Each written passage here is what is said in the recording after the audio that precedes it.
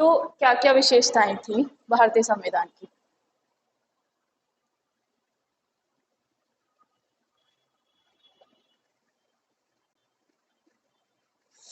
सबसे पहला, लेंथीएस्ट। देखो, अगर देखा जाए तो वर्ल्ड में जितनी भी कंट्रीज है उनमें सबसे बड़ा अगर किसी का कॉन्स्टिट्यूशन है तो वो हमारी कंट्री का है, सबसे बड़ा। और सबसे ज्यादा जो एक्सटेंसिवली राइट्स दिए गए हैं पीपल को, है ना, सिटीजन्स ऑफ इंडिया को, वो सिर्फ हमारी कंट्री में, और अदर कंट्री में इतनी फ्रीडम नहीं है जितनी फ्रीडम हमारी कंट्री में है।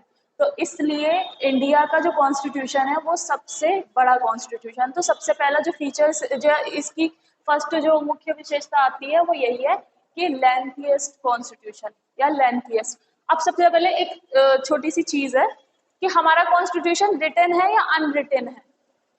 ठीक है, रिटन है, लेकिन ज्यादातर हम ये सोचते हैं, कंफ्यूज हो जाते हैं इस चीज में कि रिटन का मतलब लिखा हुआ और अनरिटन का मतलब नहीं लिखा गया। देखो, इसमें डिफरेंस है। तो रिटन कॉन्स्टिट्यूशन क्या होता है और अनरिटन कॉन्स्टिट्यूशन होता है? तो रिटन जो होता है वो एक पूरा फुल डॉक्यूमेंट होता है। फुल डॉक्यूमेंट मीन्स उसमें सारी चीजें इंक्लूड रहती हैं। अनरिटन ऐसा रहता है जैसे कि जो ब्रिटिश का कॉन्स्टिट्यूशन है that is unwritten, that is not written. इसका मतलब ये नहीं है कि वो लिखा हुआ नहीं है, इसका मतलब ये है प्रॉपरली डॉक्यूमेंटेड नहीं है। मतलब हमारा कॉन्स्टिट्यूशन एक प्रॉपर डॉक्यूमेंट है, लेकिन उनका कॉन्स्टिट्यूशन एक प्रॉपर डॉक्यूमेंट नहीं है। वो अलग अलग चार्टर्स में, अलग अलग एक्ट्स में, अलग अलग जो जो भी उनके होते थे रेगुलेटिंग एक्ट्स या कुछ भी चीजें होती थी वो उनमें है। वो प्रॉपर एक प्रॉपर डॉक्यूमेंट नहीं है जिस तरह से हमारा एक प्रॉपर डॉक्यूमेंट बना था जो कॉन्स्टिट्यूशन ऑफ इंडिया है। तो सबसे पहला, लेंथीएस्ट रिटन कॉन्स्टिट्यूशन। तो जो हम सबसे पहली जो फीचर लिखेंगे,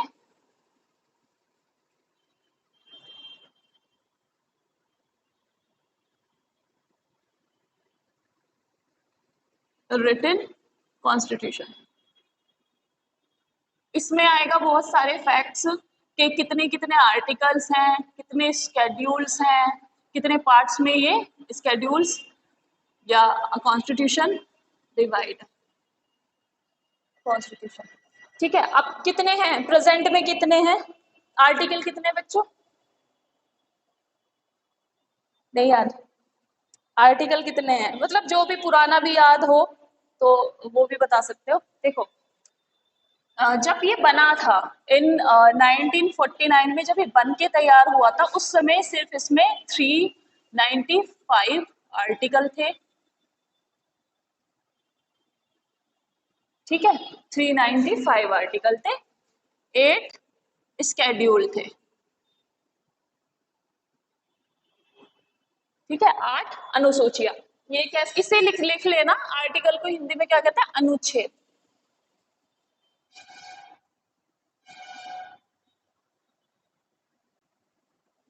अनुच्छेद। और स्केड्यूल को लिख बोलते हैं अनुसूचियां। ये लिस्ट होती है कि किसमें कौन कौन से सब्जेक्ट मैटर डिफाइंड है, अनुसूचियां। ठीक है, 395 अनुच्छेद और कितने थे? 8 अनुसूचियां। और कितने पार्ट्स में डिवाइडेड था ये? 22 पार्ट्स में डिवाइडेड था। 22 पार्ट्स में डिवाइडेड था, मतलब इसके पर्टिकुलर 22 चैप्टर्स थे और उस उन चैप्टर्स में ये डिवाइडेड था। ठीक है, लेकिन अब presently as per the latest जो अमेंडमेंट्स इसमें हुए हैं उसके हिसाब से कितने, अब कितने हैं आर्टिकल, कितने हो गए हैं हमारे? 465 आर्टिकल। ठीक है, तो अब प्रेजेंट में कितने हैं? 465 आर्टिकल। ये याद रखने की बात है क्योंकि बहुत वैसा क्वेश्चन आते हैं। ठीक है, कोई भी एग्जामिनेशन हो, अगर कॉन्स्टिट्यूशन से तो क्वेश्चन फॉर श्योर आएंगे ही आएंगे, कॉन्स्टिट्यूशन तो मेन है, यहाँ से तो क्वेश्चन आते ही आते हैं। तो 465 आर्टिकल हो गए और स्केड्यूल अब कितने हो गए हैं? 12। ठीक है, 12 स्केड्यूल हो गए हैं।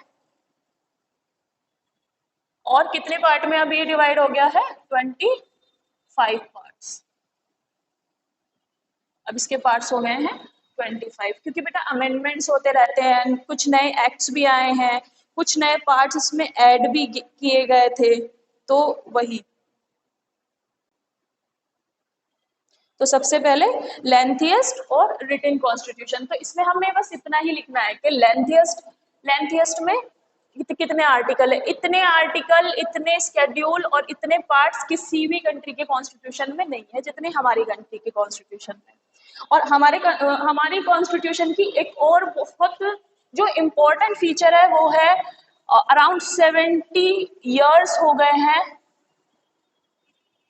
ठीक है, 70 इयर्स हो गए हैं जब से हमने कॉन्स्टिट्यूशन अडॉप्ट किया है, लेकिन अभी तक भी प्रॉपर पूरा कॉन्स्टिट्यूशन दोबारा से नहीं आया है।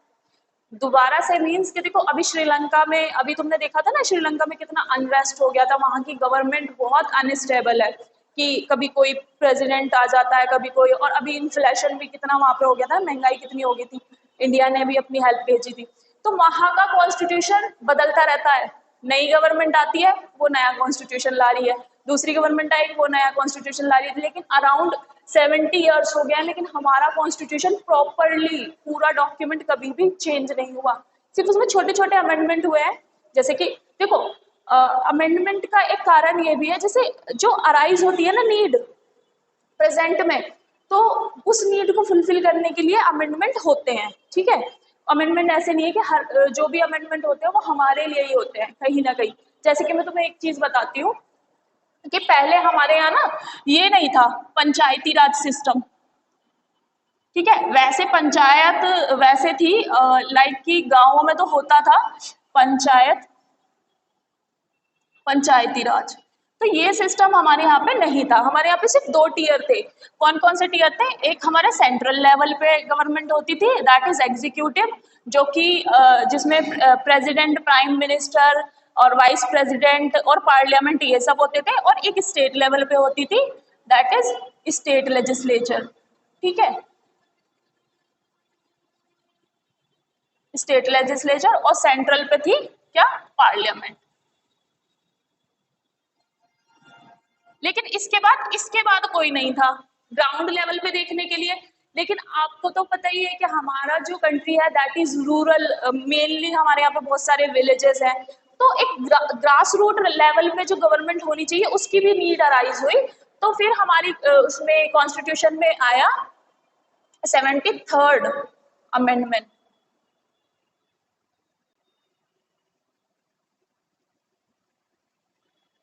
Amendment of 1992। तो जब ये वाला अमेंडमेंट आया तो इसने हमें हमारे कॉन्स्टिट्यूशन में 2 इंस्टीट्यूशन और इंट्रोड्यूस किए। कौन कौन से, एक तो पंचायत और टाउन लेवल पर कौन होंगे, जो अब चुनाव होने वाले हैं, कौन से चुनाव होंगे, निकाय चुनाव, अर्बन लोकल बॉडीज जिसे हम कहते हैं, ये जो चेयरमैन वाले होते हैं। तो ये किसके चुनाव होते हैं, मेनली म्यूनिसिपैलिटी के, है ना, म्यूनिसिपैलिटी, या जैसे और उसमें हिंदी में क्या कहते हैं, नगर पालिका, ठीक है। तो ये 2 चीजें ऐड की थी कि गांव में रूरल उसमें पंचायती राज रहेगा, ठीक है, और जो टाउन होंगे, जैसे हमारे मुरादनगर एक टाउन है, तो टाउन में क्या रहेगा, ये म्यूनिसिपैलिटी, ठीक है, और इसके जो चेयरमैन ये वो होंगे वो डायरेक्टली इलेक्ट होंगे। पंचायत में भी तुमने देखा होगा रूरल में इलेक्शन होते हैं डायरेक्टली ग्राम पंचायत के, तो वहां पे भी जो सरपंच होता है वो उसी से चुना जाता है।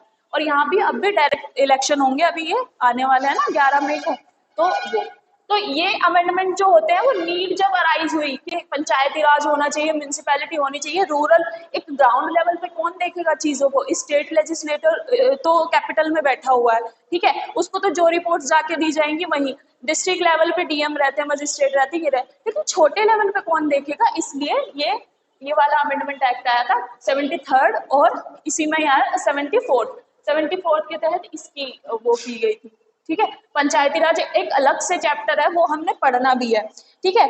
तो लेंथीएस्ट है सबसे ज्यादा हमारा कॉन्स्टिट्यूशन, और फिर लिखेंगे हम second feature, second, drawn from various sources,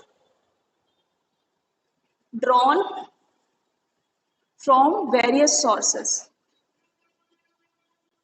हमारा कॉन्स्टिट्यूशन ऐसा नहीं है कि सिर्फ हमने अपने आप बना लिया है, बहुत सारी कंट्रीज के अच्छे अच्छे फीचर्स हमारे कॉन्स्टिट्यूशन में इंक्लूड किए गए थे, तो इसलिए ड्रॉन फ्रॉम वेरियस सोर्सेस। तो हमारा कॉन्स्टिट्यूशन हर कंट्री के कॉन्स्टिट्यूशन से मेनली लिया गया है। और जो 1935 का एक्ट था, मैंने कल भी बताया था, उसमें से भी ये लिया गया है।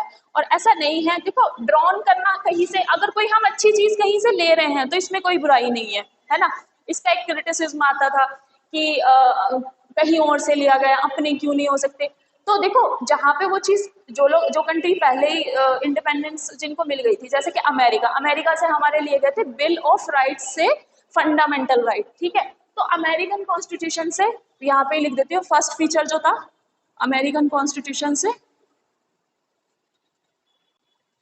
Bill of rights. तो बिल ऑफ राइट्स क्या था, हमारे fundamental rights, bill of rights, जो हमारे मौलिक अधिकार हैं वो लिए गए थे इससे। हमने उसका नाम चेंज करके लिखा फंडामेंटल राइट्स, जो कि फंडामेंटल है। अच्छा, फंडामेंटल क्यों कहते हैं इनको, मौलिक अधिकार क्यों कहते हैं फंडामेंटल राइट्स? देखो फंडामेंटल राइट्स ना ह्यूमन राइट्स को भी वो दिखाते हैं, लाइक ये ह्यूमन राइट्स हैं कुछ इसमें। Some of the fundamental rights are human rights. अब ह्यूमन राइट्स में बता देती हूँ तुम लोगों को, what are the human rights. 1948 10 दिसंबर, इसकी डेट लिख लेना, बहुत पूछा जाता है क्वेश्चन कि मानव अधिकार दिवस कब मनाया जाता है, तो 10 दिसंबर 1948 को ये अडॉप्ट इनैक्ट हुआ था ह्यूमन राइट्स। तो फंडामेंट क्या सिमिलैरिटीज है इन तीनों में? अमेरिकन कॉन्स्टिट्यूशन के बिल ऑफ राइट्स से लिए गए थे फंडामेंटल राइट्स। अब फंडामेंटल राइट्स क्या होते हैं? मौलिक अधिकार, बेटा वो अधिकार जिनके साथ हमारा जन्म हुआ है, जो हमसे सेपरेट ही नहीं किए जा सकते। जैसे कि राइट टू फ्रीडम, हमसे कैसे कोई ले सकता है हमारी फ्रीडम, हम उसके साथ बॉन्ड हुए हैं।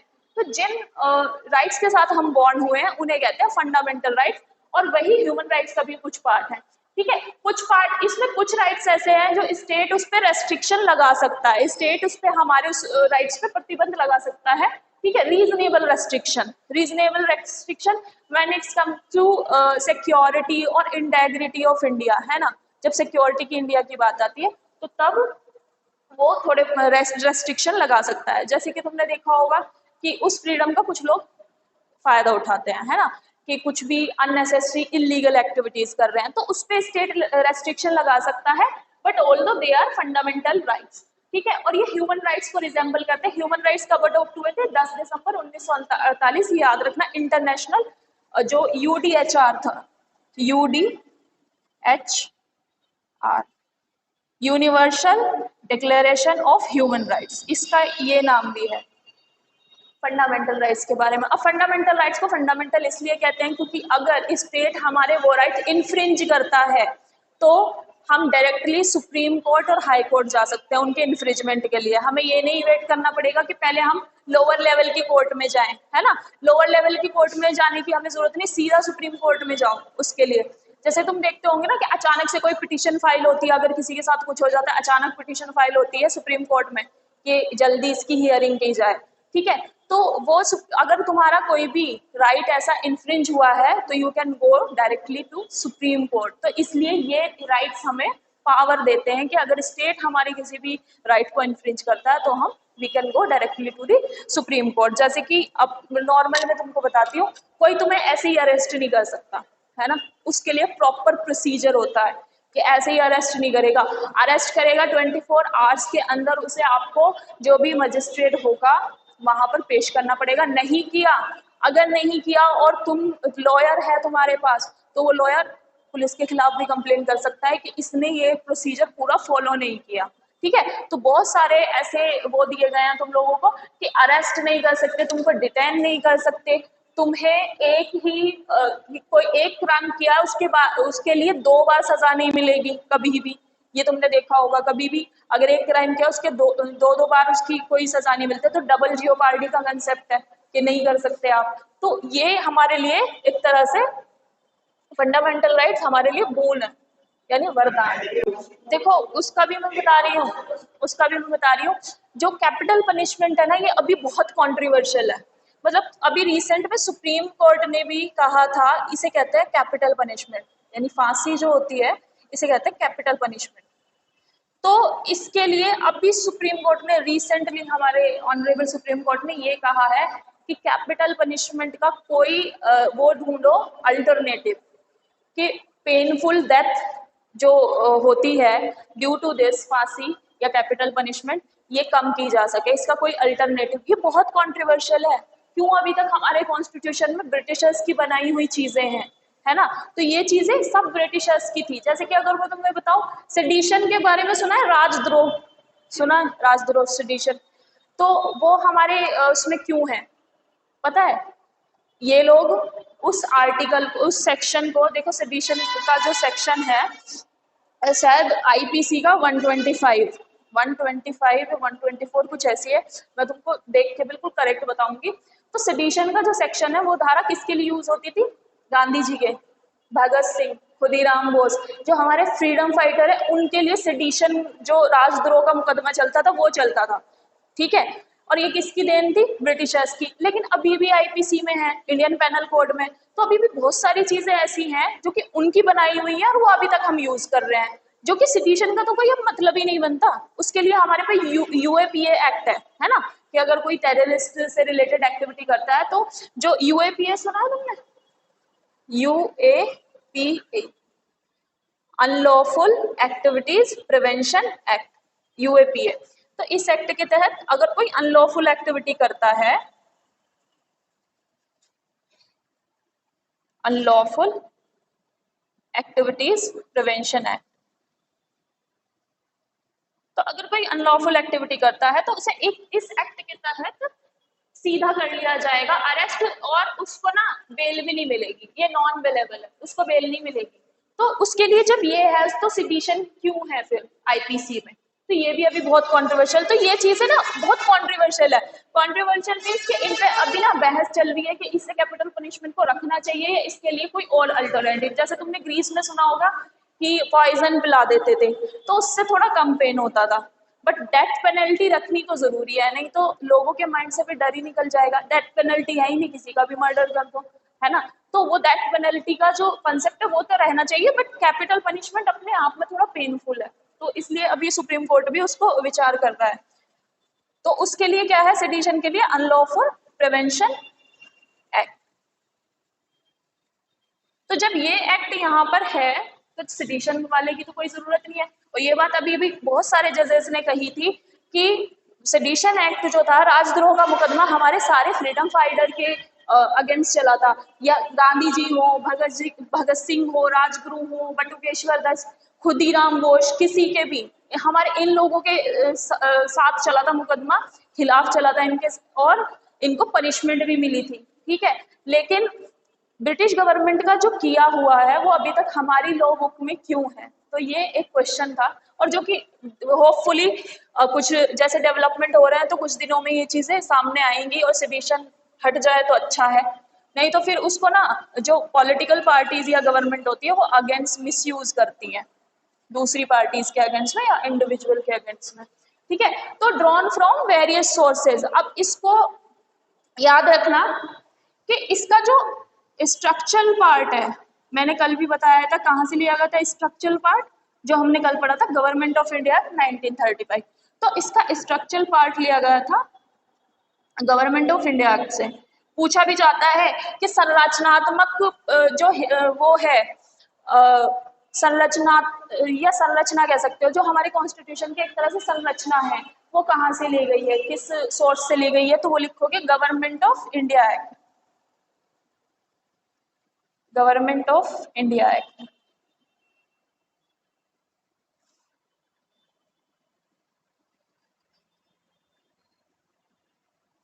एक्ट 1935। तो स्ट्रक्चरल पार्ट इसका वहां से लिया गया है। ये सोर्सेज बहुत जरूरी है क्योंकि सोर्सेज से भी बहुत लिया जाते हैं क्वेश्चन। क्या चीज? हाँ, नहीं, कोई नहीं उठाएगा। देखो, अगर तुम कहीं से अच्छी चीज ड्रॉ कर रहे हो, अच्छी चीज वहां से ले रहे हो, तो वो नहीं करते। जैसे कि जो सबसे पहले कौन सी फ्रेंच रेवोल्यूशन हुआ था ना, सब फर्स्ट फ्रीडम जो किसी भी कंट्री में फ्रीडम के लिए रेवोल्यूशन होता, वो वहां हुआ था। तो इन्होंने फ्रेंच से हमने लिया liberty, fraternity, equality, liberty and fraternity हमने वहीं से ली है। तो वो तो और खुश होते हैं कि किसी और कंट्री के काम आ रहा है ना। तो जब कोई अच्छी चीज हम कहीं से लेते हैं तो उसके विरोध कम होते हैं। कैसे? नहीं। द स्ट्रक्चरल पार्ट तो ठीक है, फंडामेंटल राइट मैंने लिख दिया। और अब सेकंड था directive principle of state policy. Directive principle of state policy, नीति निदेशक सिद्धांत तुमने हिंदी में सुना होगा। Directive principle of state policy.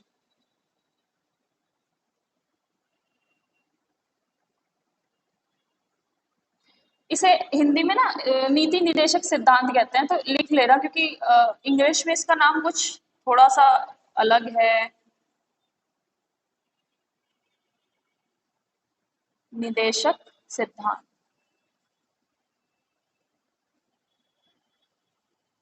नीति निदेशक सिद्धांत।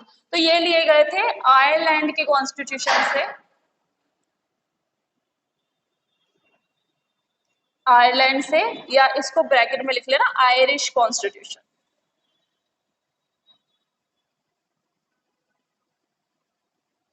Irish constitution. तो इसके काफी ना तब लिखेंगे। तो थर्ड है blend of rigidity and flexibility.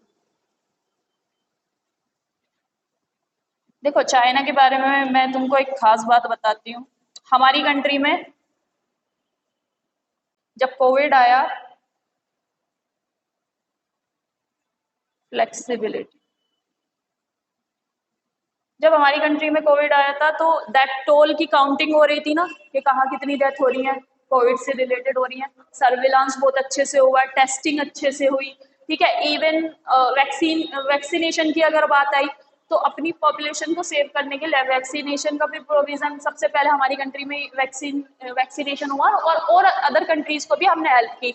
लेकिन चाइना में उन लोगों ने पता तक नहीं दिया कि उनके यहाँ पे कितनी एग्जैक्ट, उन्होंने नहीं बताया कि कितनी जो डेथ हुई हैं कितनी हुई हैं, एग्जैक्ट उन्होंने डेटा तक प्रोवाइड नहीं कराया, ठीक है। तो चाइना बेसिकली खुद चाहता था कि उनकी पॉपुलेशन कम हो जाए, मतलब एक है थ्योरी है। और एक और चीज है, कोविड-19 जहां से जनरेट हुआ और इन्होंने थ्योरी दी थी, इन्होंने क्या थ्योरी दी थी कि जो ये है वुहान सिटी, वुहान में एक सी फूड का एक मार्केट है, मतलब एनिमल सी फूड जो होते हैं ये एनिमल्स वहां पे बेचे जाते हैं, ठीक है। इन्होंने कहा कि एनिमल जनरेटेड है, ये कोविड-19 एनिमल जनरेटेड है। बट अभी रिसेंट में जो वहाँ पे रिसर्च हुई है, यूएस ने भी अपनी वहाँ पे टीम भेजी थी, डब्ल्यूएचओ की भी टीम वहाँ पे गई हुई थी चेक करने के लिए सारी चीजें। तो उन्होंने कहा कि ये वायरस एनिमल जनरेटेड है ही नहीं, ये वायरस ह्यूमन में ही जनरेट हो सकता है, ह्यूमन से ही फैल सकता है, एनिमल का तो कोई ट्रेस मिला ही नहीं है। तो ये एक पूरी कॉन्स्पिरेसी है, ठीक है। इनकी कॉन्स्पिरेसी क्या थी कि इसको बायोलॉजिकल वेपन की तरह यूज करना, किसी को तुम डायरेक्टली नहीं मार सकते, इनडायरेक्टली मार दो, है ना।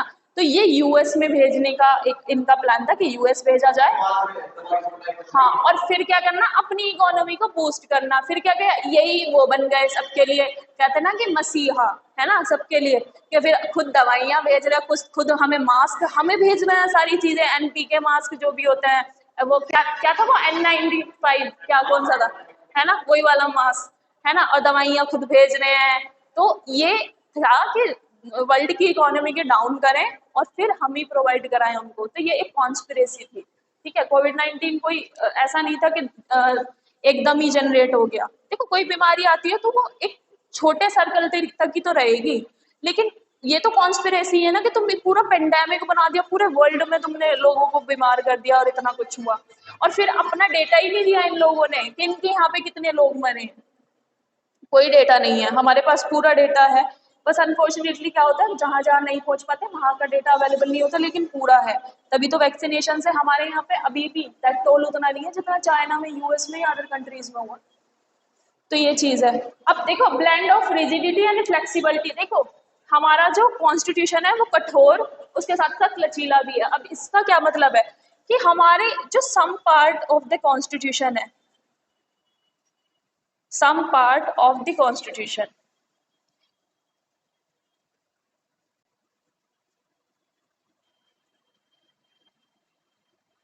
कुछ पार्ट जो कॉन्स्टिट्यूशन के हैं वो सिंपल मेजोरिटी से अमेंड किए जा सकते हैं, है ना, जिनके लिए सिंपल मेजोरिटी की जरूरत पड़ती है। जब पार्लियामेंट वाला चैप्टर पढ़ेंगे तो हम पढ़ेंगे कि इसमें लिखना some part of the constitution can B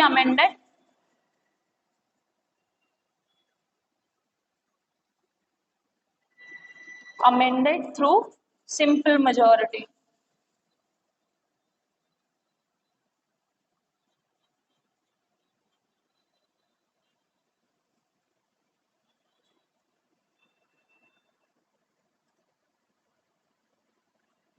simple majority, ठीक है। Some part can be amended by simple majority, और कुछ जो है सम पार्ट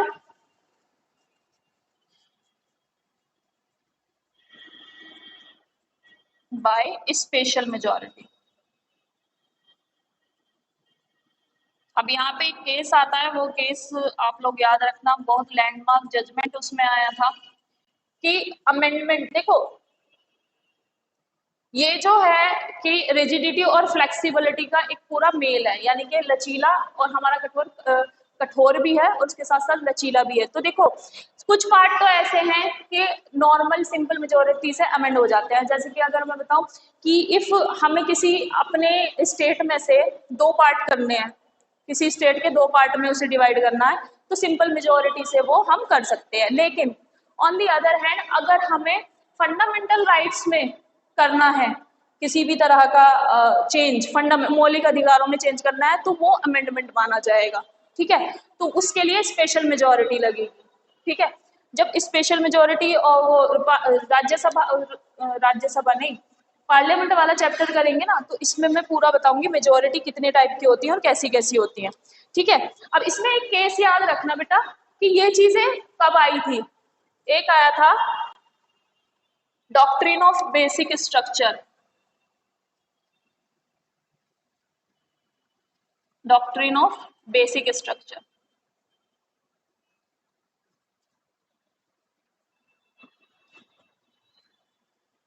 ये आया था केशव नंदा भारती केस। इस केस को याद रखना, रट लेना, ये तो बहुत आता है। केशवानंदा भारती, ये बहुत फेमस केस है। इसमें ऑनरेबल सुप्रीम कोर्ट ने कहा था कि आप अमेंडमेंट कर सकते हैं, लेकिन पार्लियामेंट अमेंड कर सकती है, लेकिन जो कॉन्स्टिट्यूशन का बेसिक स्ट्रक्चर है उसे आप ऑल्टर नहीं कर सकते। मींस के कॉन्स्टिट्यूशन के बेसिक स्ट्रक्चर को डिस्टर्ब किए बगैर आप अमेंडमेंट कर सकते हैं।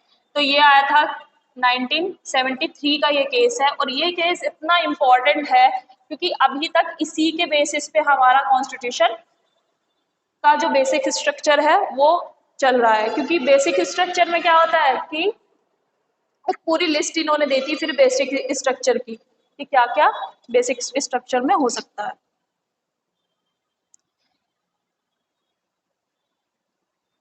अब बेसिक स्ट्रक्चर की बात अगर आती है तो देखो मैं बताती हूँ, जैसे कि हमारे कॉन्स्टिट्यूशन में प्रियम्बल में लिखा हुआ है प्रस्तावना, जो प्रस्तावना है ना हमारी, उसमें लिखा हुआ है हमारी कंट्री कैसी है। देखो उसमें कुछ वर्ड है, हमारी कंट्री है सॉरेन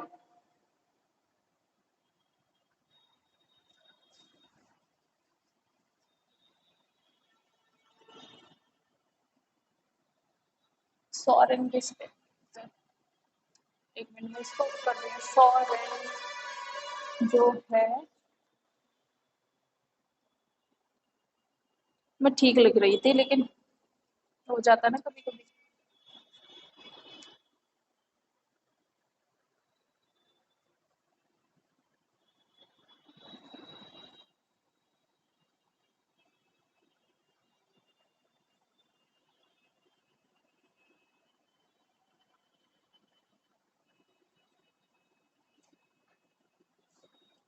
सॉरेन सोशलिस्ट सेक्युलर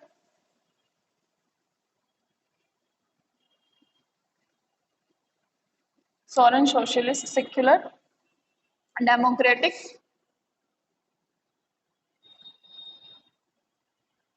रिपब्लिक।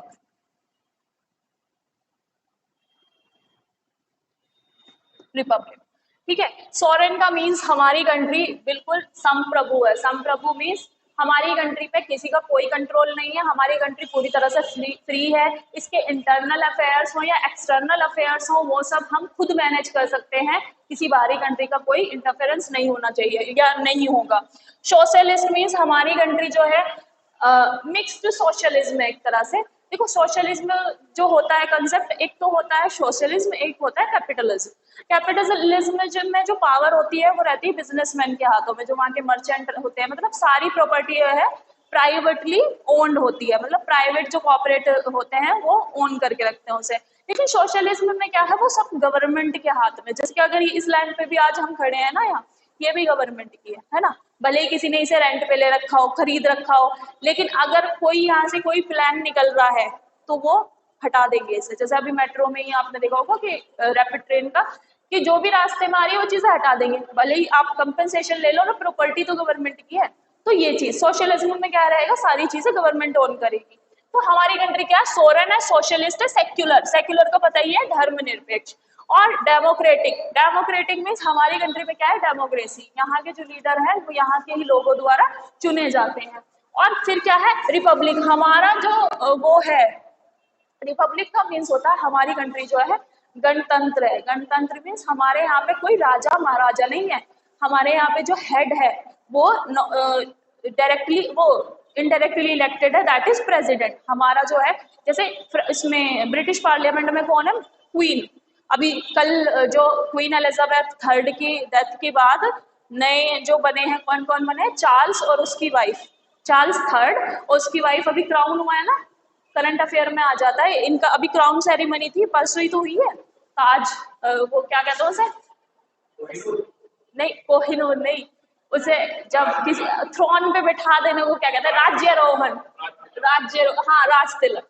तो इनका अभी राज तिलक हुआ था, ठीक है। तो इसने केशव नंदा भारती, केशव नंदा भारती केस में बेसिकली सुप्रीम कोर्ट ने क्या किया था, कुछ भी करना, जो ये बेसिक स्ट्रक्चर इसमें दिया गया है, ऊपर से फिर फंडामेंटल राइट्स हैं जो फंडामेंटल इन नेचर है, ऑल्दो यू कैन अमेंड, लेकिन बेसिक स्ट्रक्चर को आप ऑल्टर नहीं कर सकते, बेसिक स्ट्रक्चर को छेड़े बगैर।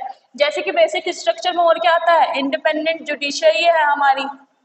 हमारी जुडिशरी कैसी है, इंडिपेंडेंट, किसी का भी पॉलिटिकल इन्फ्लुएंस नहीं है, ठीक है, independent judiciary.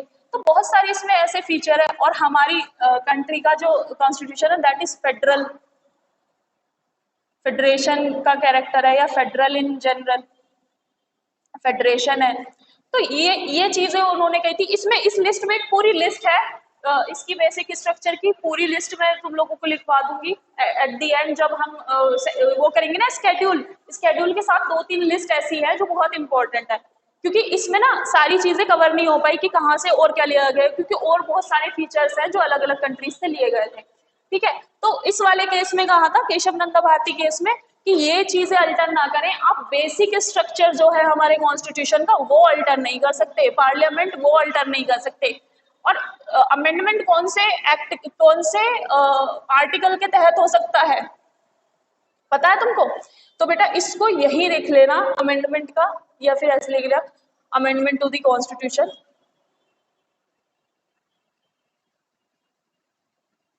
Amendment to the constitution,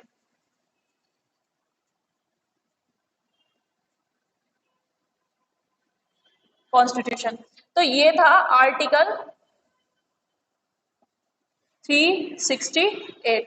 इसके तहत पार्लियामेंट कुछ भी अमेंड कर सकती है। लेकिन केशव नंदा भारती केस में ये सुप्रीम कोर्ट ने कहा था कुछ भी कर सकते हो, बट बेसिक स्ट्रक्चर ऑल्टर ना हो। जो हमारे कॉन्स्टिट्यूशन की बेसिक चीजें हैं ये सारी, ये सब कहीं ऑल्टर नहीं होनी चाहिए। मतलब ऑल्टर मीन्स इनमें कोई परिवर्तन आप नहीं कर सकते, बाकी चाहे मर्जी जो करना, ठीक है। तो ये था एक। हाँ, तो ये हो गया blend of rigidity and flexibility. तो ये समझ आ गया कि हमारा लचीला होने के साथ साथ कठोर भी है, या कठोर होने के साथ साथ हमारा कॉन्स्टिट्यूशन लचीला भी है। तो इसका मतलब यही है कि कुछ पार्ट इसके सिंपल मेजोरिटी से अमेंड कर सकते हैं और कुछ पार्ट इसके स्पेशल मेजोरिटी से अमेंड किए जाएंगे।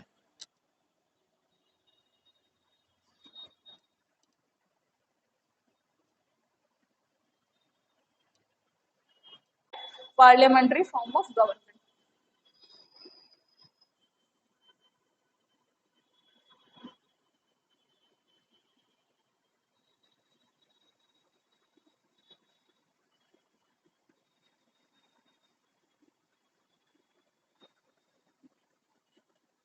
पार्लियामेंट्री फॉर्म ऑफ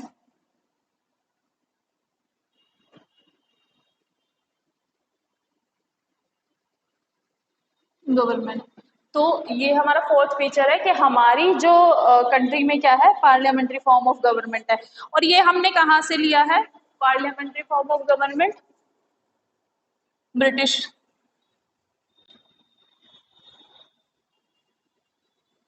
ठीक है, क्योंकि ब्रिटिशर्स रहे थे, उनका पार्लियामेंट्री सिस्टम था, that's why we adopted parliamentary system. ठीक है, लेकिन एक और चीज है, पार्लियामेंट जो अमेरिकन प्रेसिडेंशियल सिस्टम है वो भी एक तरह से पार्लियामेंट ही है, बट वो पूरी तरह से नहीं है। क्योंकि देखो, हमने अमेरिकन प्रेसिडेंशियल सिस्टम ना अडॉप्ट करके पार्लियामेंट्री सिस्टम क्यों अडॉप्ट किया था? एक तो हम इसके साथ बिल्कुल अवेयर थे, क्योंकि इतने साल से ब्रिटिशर्स रूल कर रहे थे, तो इसके साथ पूरी तरह से हम अवेयर थे, हम जानते थे कि क्या सिस्टम है। दूसरा, प्रेसिडेंशियल सिस्टम जो होता है अमेरिका में, आपको पता है प्रेसिडेंट को कौन डायरेक्टली इलेक्ट होता है? वहां का प्रेसिडेंट, है ना।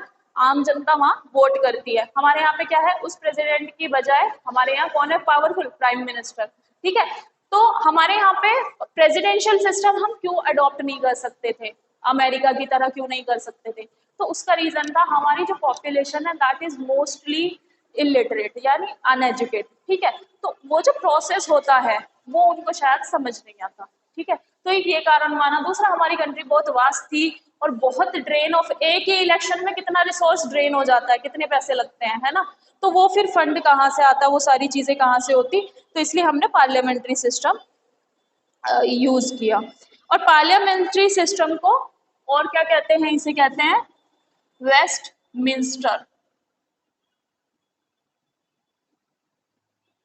वेस्टमिंस्टर। वेस्टमिंस्टर किसके नाम पर है? ये ब्रिटिश पार्लियामेंट के नाम पर है, Westminster. Model of government, Westminster model of government.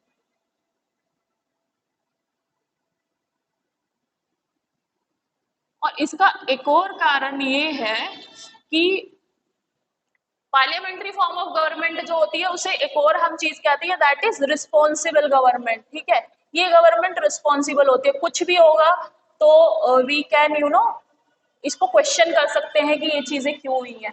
तो ये एक रिस्पॉन्सिबल गवर्नमेंट है। प्रेसिडेंशियल गवर्नमेंट उतनी रिस्पॉन्सिबल नहीं होती। Presence of nominal and real head, इसी में पार्लियामेंट्री फॉर्म ऑफ गवर्नमेंट में प्रेजेंस ऑफ नॉमिनल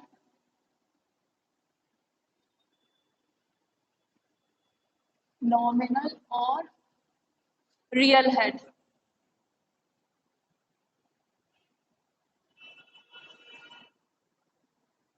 अब ये क्या है, नॉमिनल, हमारी कंट्री में नॉमिनल हेड कौन है और रियल हेड कौन है? अच्छा, रियल हेड कौन है कंट्री में अभी? Any idea? पीएम। ठीक है, तो रियल हेड जो होता है that is PM, parliamentary form of. और नॉमिनल कौन है? नाम का प्रेसिडेंट। ठीक है, क्यों?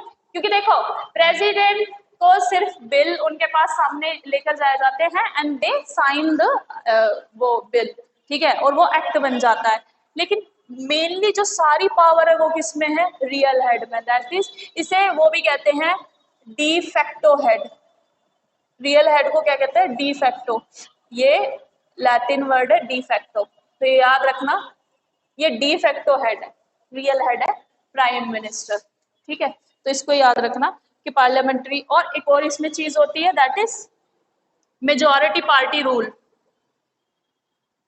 मेजॉरिटी पार्टी रूल, तो हमारी कंट्री में भी तो यही है। है ना, कि जो मेजोरिटी की पार्टी जीत के जाएगी पार्लियामेंट में वो अपनी गवर्नमेंट बनाएगी, उसी गवर्नमेंट का प्राइम मिनिस्टर होगा।